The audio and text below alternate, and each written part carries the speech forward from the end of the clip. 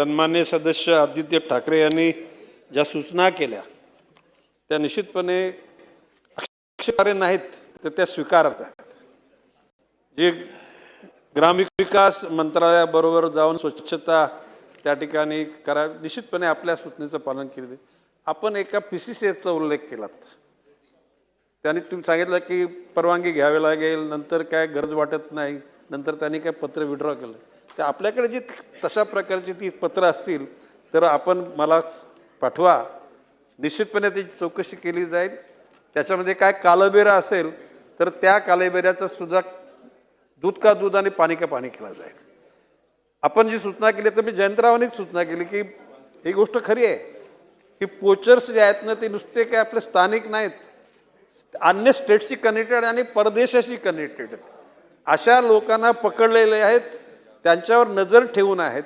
आणि इंटेलिजन्स जसं म्हणजे पोलीसमध्ये जसं इंटेलिजन्स डिपार्टमेंट असतं तसं वन विभागाचं इंटेलिजन्स डिपार्टमेंट आहे आणि त्या बाबतीत सगळी नजर ठेवून आहेत. खबरे आहेत आणि किंबहुना खबर देणाऱ्या लोकांकरता काही पैसे देण्याकरता तसा फंड पण त्या ठिकाणी आहे.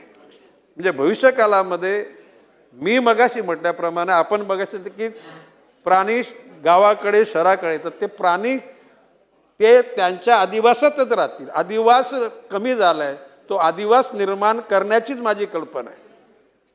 म्हणजे ज्याला मी कोकण, पश्चिम महाराष्ट्र, मराठवाडा आणि खानदेश या ठिकाणी बिबट सफारी प्रत्येक जिल्ह्याला करायचं म्हणतोय आणि म्हणजे विदर्भामध्ये प्रत्येक जिल्ह्याला व्याघ्र सफारी, जर इतक्या मोठ्या प्रमाणामध्ये तशा प्रकारची ठेवलं आणि प्रामुख्यानं त्यांना लागणारी फलं तिथं निर्माण केली पाहिजेत, जेणेकरून त्या जे शाकाहारी प्राणी आहेत त्यांची फलाची व्यवस्था तिथंच झाली तर ती शिकार कोणाची आहे? वाघांची आणि बिबट्यांची आहे.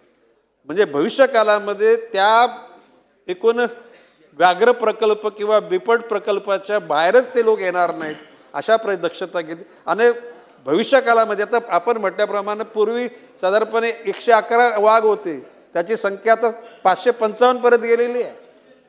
सुरुवातीला बिबट तर त्या ठिकाणी साधारण हजाराच्या संख्येने होते, आज ती संख्या 5000 पर्यंत गेलेली आहे.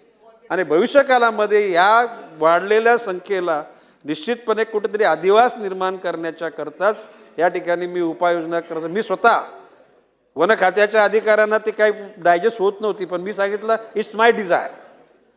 आणि तशा प्रकारची एकूण कशा प्रकारचे ते होणार आहे, एक अशी परत म्हणजे एक फिल्म तयार करून ती ऑनलाईन फॉरेस्टच्या वेबसाईटला टाकली जाईल आणि ती नुसती टाकून वेबसाईट म्हणजे समाधान मानणार नाही, त्याचा पाठपुरावा करून ते अस्तित्वात येईल यासाठी मी प्रयत्नशील करेन.